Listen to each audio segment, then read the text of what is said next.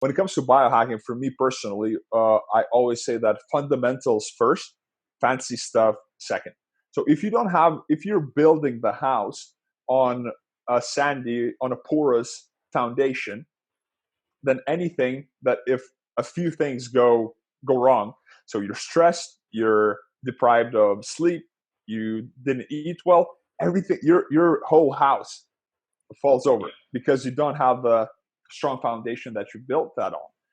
So when it comes to essentially integrating lifestyle practices, I personally, when I work with people, I've identified six major areas that we address, and some of them are addressed deeper. Some of them, again, depending on the person, I really cater it to a particular human.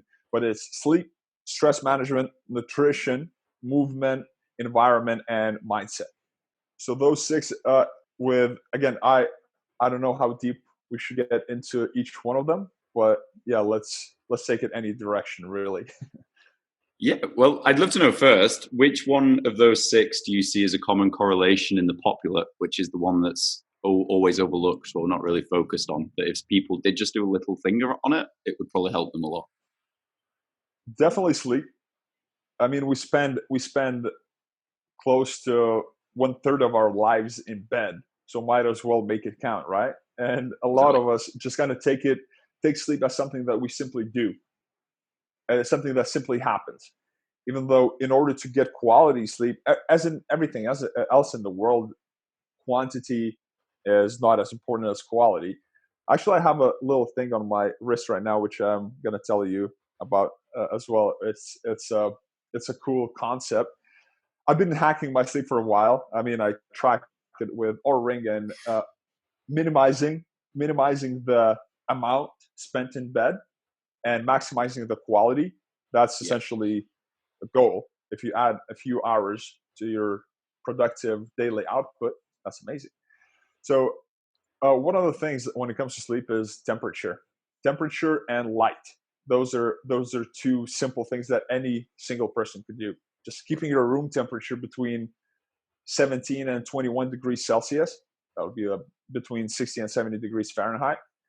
Yeah. And sleeping in that environment, that's the optimal temperature to sleep in. Another thing is blue light.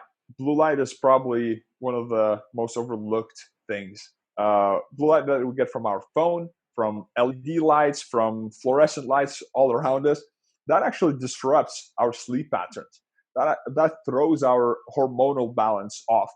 Because when we're exposed to blue light, cortisol, which is known as stress hormone, right, is spiked up. And when cortisol is up, melatonin, which is necessary for sleep, is down. So in order for us to fall asleep, we need melatonin and not cortisol. So just blocking the blue light, putting on blue light blocking glasses, which run like $20. You can find them anywhere now these days. Putting those on, having software on your phone, and actually powering down half an hour before going to bed, not using your phone and not scrolling through Facebook, Instagram, not stimulating your brain. Because if we take it as a downtime, but really what our brain registers that as, it's a dopamine hit. It's essentially a stimulation to our brain. So those simple things, I'm telling you, if every person incorporated those, sleep problems would be pretty much solved.